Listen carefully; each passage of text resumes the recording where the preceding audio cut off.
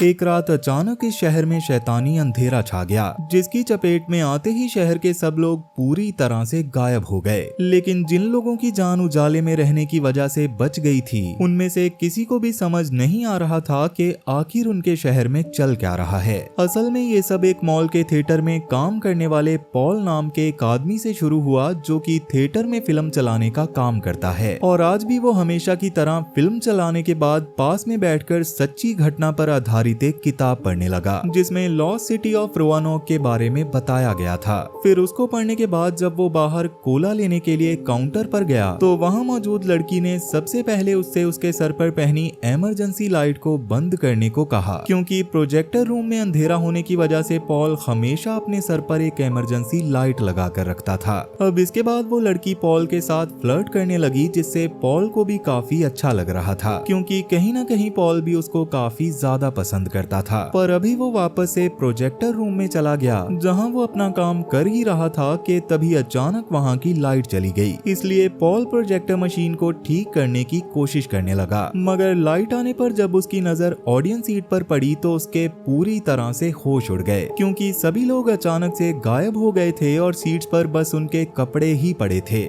अब इसके बाद जब पॉल ने बाहर जाकर देखा तो बाहर भी यही हाल था, जो देखकर पॉल को कुछ भी समझ नहीं आ रहा था। तब वो अपनी जान पहचान के लोगों के नाम पुकारते हुए मॉल में घूमने लगा, जहां किस्मत से उसकी मुलाकात हाथ में टॉर्च लिए एक गार्ड से हो गई। अब उस समय उन दोनों में से किसी को भी समझ नहीं आ रहा था कि आखिरकार सब लोग अचानक कहां गायब हो गए, लेकिन किसी के मिलने की उम्मीद में उन दोनों ने एक साथ मॉल में घूमना चालू कर दिया, जिसके दौरान अचानक गार्ड को एक कपड़े की दुकान में किसी के होने का एहसास होता है। मगर उसके वहां जाते ही अचानक पॉल की टॉर्च ने काम करना बंद कर दिया, जिसके बाद जैसे ही गार्ड के पीछे की तरफ अंधेरा हुआ तो वो खुद भी वहां से गायब हो गया, जो देखकर पॉल के पैरों तले जमीन खिसक गई। लेकिन तभी उसको भी अपने सामने वाली दीवार पर एक काला साया दिखाई दिया, जिसने पॉल पर हमला कर दिया। तो अब इसके बाद कहानी सीधा रोजमेरी नाम के एक डॉक्टर पर आती है, जो खुद भी हाथ में टॉर्च लिए हॉस्पिटल में इधर उधर पड़े लोगों के कपड़ों को देख रही थी, और उसको अपने 9 महीने के बेटे मैनी की तलाश थी, जिसको काम के दौरान उसने एक कमरे में छोड़ा था, मगर अब वो वहाँ पर नहीं था।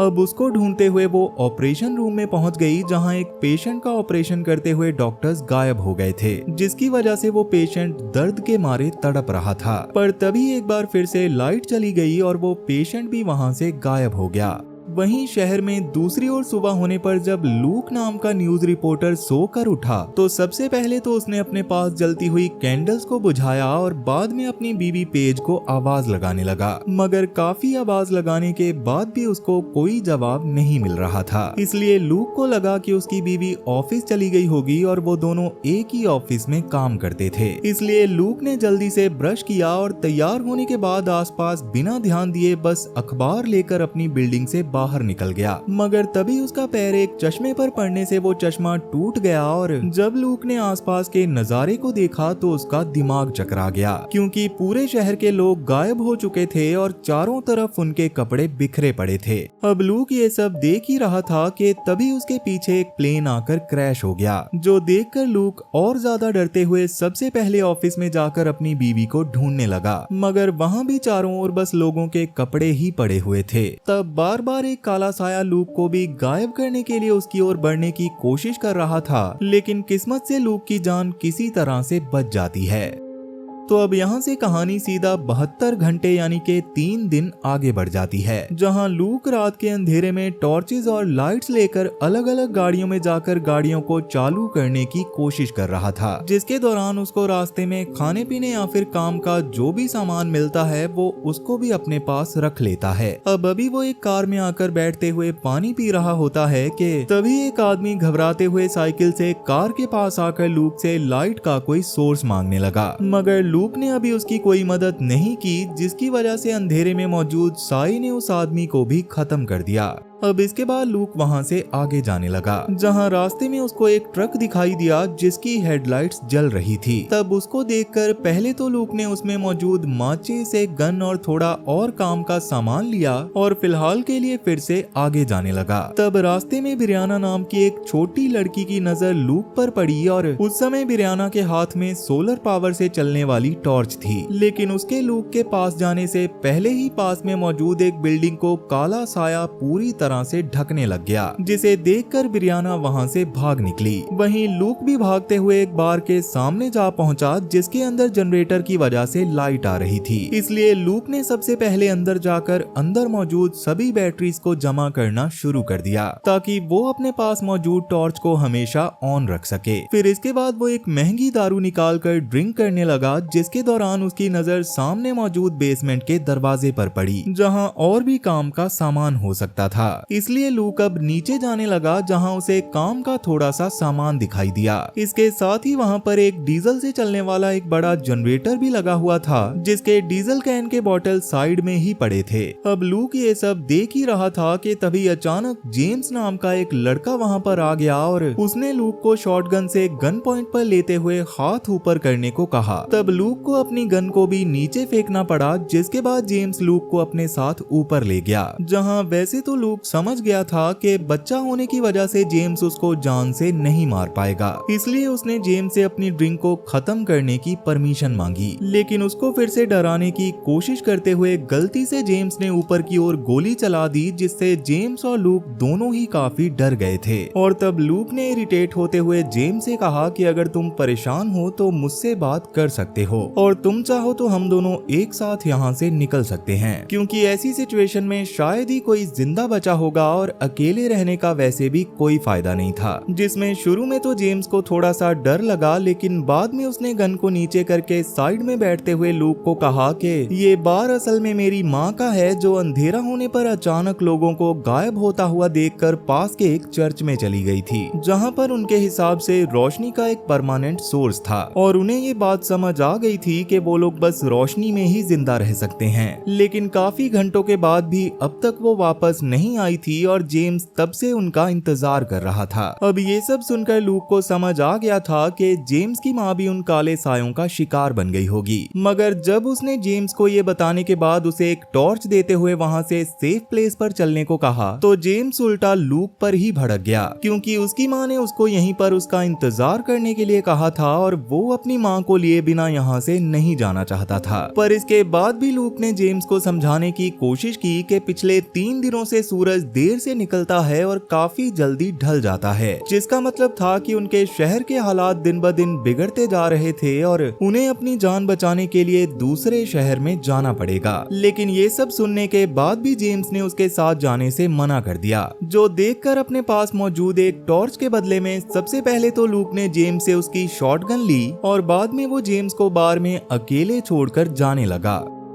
मगर उसके वहां से निकलने से पहले ही वहां रोजमेरी आ गई, जो अभी भी पागलों की तरह अपने बेटे को ढूंढ रही थी। और क्योंकि उसका पति अक्सर इस बार में आता था, इसलिए रोजमेरी यहाँ अपने बच्चे को ढूंढने के लिए पहुंच गई थी। तब उसकी हालत देखकर जेम्स उसको संभालने की कोशिश करता है, लेकिन रोजमेरी इतना ज्यादा टूट चुकी थी कि उसने पास के पूल पर रखी लूक की रिवॉल्वर उठाकर लूक और जेम्स को शूट करने की कोशिश की, मगर निशाना चूक जाने की वजह से जेम्स और लूक की जान बच जाती है। जिसके बाद रोजमेरी ने जमीन पर बैठकर जोर जोर से रोना शुरू कर दिया और बार बार उसके मुंह से बस यही निकल रहा था कि कोई मेरे बच्चे को वापस ले आओ। वहीं दूसरी ओर पॉल की आंख भी बहुत घायल हालत में अचानक एक टूटी हुई सड़क के पास खुली, जहां वो अपनी जान बचाने के लिए एक बस स्टॉप पर लगी लाइट के नीचे जाने लगा। दूसरी ओर रोजमेरी को शांत करवाने के बाद लूक उससे उसके बच्चे के बारे में पूछने लगा और तब रोजमेरी ने बताया कि मैं हॉस्पिटल के फिजियोथेरेपी डिपार्टमेंट में काम करती थी, पर एक दिन जब मैं हॉस्पिटल से बाहर गई तो अचानक मुझे अंदर से बहुत लोगों के चिल्लाने की आवाज आने लगी और मेरी आंखों के सामने ही काफी सारे लोग गायब हो गए। जिसके बाद मैं जल्दी से भागते हुए घर आई, जहाँ मेरा बच्चा और मेरी माँ दोनों भी गायब हो गए थे, जो देखकर मेरे दिमाग में बस मैनी को ढूंढने की धुन सवार थी थी, जिसकी वजह से ही पहले मैंने हॉस्पिटल में जाकर उसको ढूंढा, पर जब वो मुझे वहाँ पर नहीं मिला तो मैं बार में उसको ढूंढने के लिए चली आई।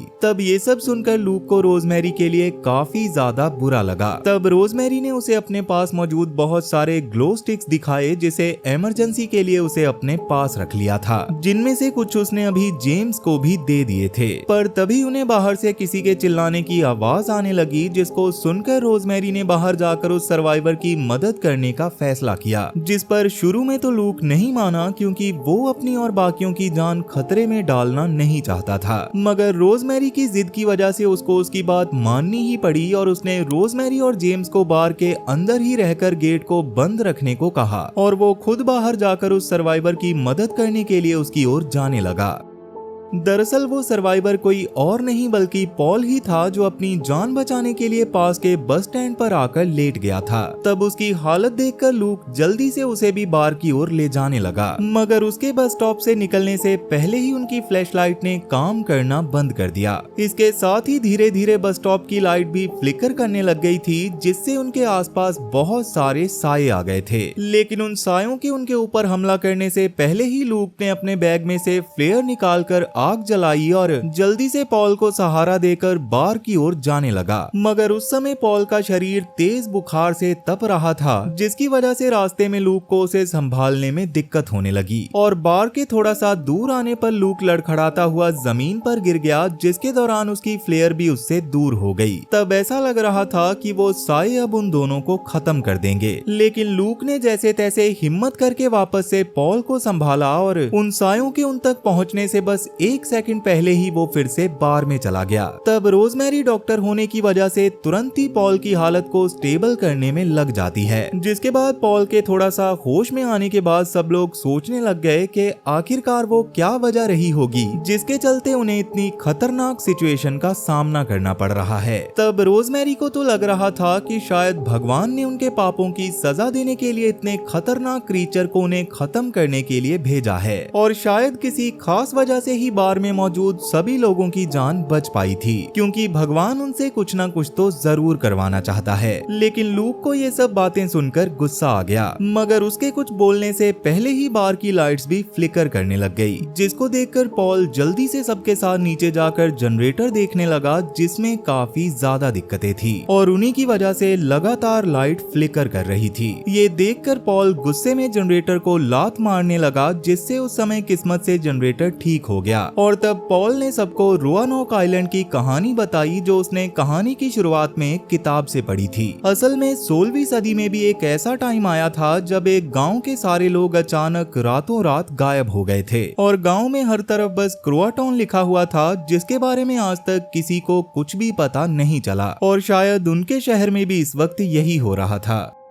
अब इसके बारे में जानने के बाद वो सब लोग और भी ज्यादा परेशान हो गए, लेकिन तभी कमजोरी की वजह से पॉल खुद भी जमीन पर गिर पड़ा, जिसे चेक करने पर पता चला कि उसका बुखार और भी ज्यादा बढ़ गया था, जो देखकर रोजमेरी और लूक जल्दी से उसे उठाकर ऊपर रखे पूल टेबल पर ले गए और रोजमेरी ने लूक से जल्दी से बर्फ लाने को कहा। मगर बर्फ को निकालते हुए लूक उस समय के बारे में याद करने लगा जब वो ऑफिस में था और उसको पता चला था कि लाइट में रहकर ही वो जिंदा बच पाएगा। असल में 3 दिन पहले जब वो पेज को ढूंढता हुआ ऑफिस पहुंचा था तो वहां उसे एक साया दिखाई दिया था, जिसका पीछा करते हुए वो ब्रॉडकास्टिंग रूम में पहुंच गया और तब उसको लोगों के गायब होने के पहले की कुछ वीडियोस मिली, जिन्हें देखकर उसको कुछ भी समझ नहीं आया, पर इतने में ही टीवी बंद हो गया। फिर दूसरी ओर चल रहे टीवी में लूक ने एक आदमी की स्ट्रीमिंग को देखा, जिसको उनके शहर में चल रहे इस फिनोमिनन के बारे में पता चल गया था, जो पहले भी कई और शहरों में हो चुका था, लेकिन सरकार ने ये बात सबसे छुपाई हुई थी। इसलिए उस आदमी ने स्ट्रीमिंग में अपना नंबर बताते हुए सबको जल्दी से जल्दी शिकागो में आने को कहा, जहां वो कुछ सर्वाइवर की मदद करने वाला था। इसके साथ ही उसने ये भी बताया था कि अंधेरे में जाने पर वो सारे लोगों को खत्म कर देते हैं। तब जल्दी से लूक उसका नंबर लिखने लगा, मगर उतने में ही वहाँ की लाइट चली गई और एक साया उसके पास आने लगा। इसलिए लूक जल्दी से भागते हुए जैसे तैसे धूप वाले कमरे में चला गया और इसी तरह से उस समय उसने अपनी जान बचाई थी। वहीं प्रेजेंट टाइम में भी लूक ने बाकी सबको शिकागो चलने को कहा, जिसके लिए वो एक ट्रक का इस्तेमाल करने वाला था जिसकी हेडलाइट्स को उसने रास्ते में चलते हुए देखा था, क्योंकि पूरे शहर में शायद वही एक आखिरी गाड़ी बची थी जिसकी बैटरी काम कर रही थी और उसको जनरेटर से पूरी तरह चार्ज भी किया जा सकता था। लेकिन उसकी बातें सुनकर जेम्स और रोजमेरी उसके साथ जाने से मना करने लगे, क्योंकि रोजमेरी अपने बेटे के बिना नहीं जाना चाहती थी और जेम्स भी अपनी माँ के बिना कहीं नहीं जा रहा था। जिस पर लूक ने उन्हें समझाया कि अभी उनके लिए अपनी जान बचाना ज्यादा इम्पोर्टेंट है, जिसके बाद वो आकर अपने फैमिली मेंबर्स को भी ढूंढ सकते थे। तब ये सुनकर जेम्स और रोजमेरी ने उसकी बात मान ली और लूक ने रोजमेरी के साथ जाकर जैसे तैसे उस ट्रक को बार के बाहर लाने का फैसला किया, जबकि जेम्स बार में ही रहकर पॉल का ध्यान रखने वाला था। तब जाने से पहले पॉल ने लूक को मोटिवेट करने के लिए गुड लक के तौर पर उसे अपने पास मौजूद एक की चेन दी, जिससे लूक को भी काफी अच्छा लगा। वहीं रोजमेरी अभी पॉल की बैंडेज बदलने लगी, जहां पॉल से बात करके उसे समझ आया कि पॉल खुद को बहुत ज्यादा अनअट्रैक्टिव मानता था, जिसकी वजह से वो ज्यादा समय अकेला ही रहता था। मगर ये जानकर रोजमेरी ने उसको किस करते हुए बताया कि पॉल सच में काफी ज्यादा अट्रैक्टिव और केयरिंग है और उसे खुद को किसी से कम नहीं समझना चाहिए। जिसके बाद रोजमेरी जेम्स के गले में कुछ ग्लो स्टिक्स डालकर लूक के साथ ट्रक को लेने के लिए चली गई। तब बाहर भागते हुए वो लोग जैसे तैसे ट्रक के पास पहुंच गए, जहां उन्हें पता चला कि ट्रक को चालू करने के लिए पहले उन्हें जनरेटर से उसकी बैटरी को चार्ज करना पड़ेगा। ये जानकर लूक और रोजमेरी धक्का देते हुए ट्रक को बार के बाहर ले जाने लगे। वहीं बार में जेम्स पॉल के सर पर ठंडी पट्टी रख रहा था ताकि उसके बुखार को कंट्रोल किया जा सके, मगर पॉल को अपने शरीर में काफी ज्यादा दर्द हो रहा था, जिसकी वजह से उसको ऐसा लगने लगा जैसे अब वो जिंदा नहीं बचेगा। इसलिए उसने जेम्स को आखिरी बार जूक बॉक्स पर गाने चलाने को कहा, जिस पर पहले तो जेम्स ने मना कर दिया, क्योंकि इससे जनरेटर पर लोड पड़ने से वहाँ अंधेरा हो सकता था। लेकिन पॉल की ये आखिरी इच्छा थी, इसलिए जेम्स ने भी वहाँ पर गाने बजा दिए, जिससे को भी उस समय की याद आने लगी जब बार में बहुत ज्यादा भीड़ हुआ करती थी और वो अपनी माँ के साथ वहाँ काफी एंजॉय करता था। वहीं लूक और रोजमेरी ट्रक को लेकर आ ही रहे थे कि तभी उन्हें अपनी टॉर्च की बैटरीज को चार्ज करने के लिए रास्ते में ही रुकना पड़ा, जिसके दौरान लूक को ये बात भी समझ आ गई कि उनकी बैटरीज उतने टाइम तक नहीं चलेंगी जितने टाइम तक उन्हें चलना चाहिए। खैर अभी के लिए रोजमेरी ने लूक को अपने बेटे की हरकतों के बारे में बताना शुरू कर दिया, जिसको सुनकर लूक खुश हो ही रहा था कि तभी लूक और रोजमेरी की नजर पास में मौजूद बिरयाना पर पड़ी, जिसको देखकर लूक उसकी मदद करने के लिए जा ही रहा था कि तभी पैर लड़खड़ाने से वो नीचे गिर गया, जिसके साथ ही उसकी और रोजमेरी की टॉर्च पूरी तरह से बंद हो गई। तब वो साए इस बार उन्हें खत्म करने ही वाले थे, मगर तभी रोजमेरी ने ट्रक की हेडलाइट्स को चालू कर दिया, जिससे अभी के लिए उनकी जान बच गई थी। वहीं जेम्स अभी पानी भरने के लिए वॉश मिशन के पास आया हुआ था, मगर तभी जनरेटर पर लोड पड़ने की वजह से वहां की लाइट्स फ्लिकर करने लगी, जिसके अगले ही पल वहां की लाइट बंद हो गई और बाद में जब पॉल ने जेम्स को आवाज लगाई तो जेम्स की तरफ से कोई जवाब नहीं आया। तब डरते हुए पॉल वॉश मिशन के पास गया, जहां उसने जेम्स के पड़े हुए कपड़े देखे, जिन्हें देखकर वो समझ गया था कि वो सारे जेम्स को भी खत्म कर चुके हैं। ये देखकर पॉल इतना ज्यादा टूट गया था कि वो नीचे जनरेटर को वापस से ठीक करने के लिए चला जाता है, लेकिन वहां जाकर उसे अपने सामने एक टनल का दरवाजा दिखाई देने लगा, जिसको देखकर पॉल को लगा कि शायद जेम्स इसके अंदर होगा, इसलिए उसने लगातार टनल के अंदर बढ़ना शुरू कर दिया। मगर ये सब असल में उन सायों की चाल थी और वो पॉल को बस ये सब इमेजिन करवा रहे थे, पर क्योंकि पॉल अब उनके जाल में फंस चुका था, इसलिए उन्होंने पॉल को खत्म कर दिया। जबकि रियल लाइफ में जेम्स पूरी तरह से ठीक था और अभी पानी भरने के बाद जब वो पूल टेबल के पास आया तो उसे उस टेबल पर बस पॉल के कपड़े दिखाई दिए। वहीं लूक और रोजमेरी ट्रक की लाइट्स को ज्यादा देर तक चालू नहीं रख सकते थे, इसलिए रोजमेरी ने अपने पास मौजूद ग्लो स्टिक्स को जलाने की कोशिश की, मगर एक ग्लो स्टिक के अलावा कुछ भी काम नहीं किया। ये देखकर तुरंत ही लूक ने एक डंडे, कपड़े और पास की गाड़ी में से थोड़े से पेट्रोल से एक मशाल बनाई और उसे जलाने की कोशिश करने लगा। लेकिन उनकी किस्मत इतनी खराब थी कि उनके पास ना तो कोई माचिस थी और ना ही कोई लाइटर, जिसकी वजह से वो बहुत ज्यादा परेशान होने लग गए और अब वो साए भी उनके पास पहुंचने ही वाले थे। मगर तभी रोजमेरी के दिमाग में एक आइडिया आया और वो हेडलाइट्स को बंद करके जल्दी से लूक के साथ पास के एक हॉस्पिटल में जाने लगी, जहां पर वो पहले काम किया करती थी। वहां जाकर उसने जल्दी से अपने टेबल के ड्रॉअर से माचिस निकालकर उस मशाल को जलाया और फाइनली उन दोनों की जान बच गई।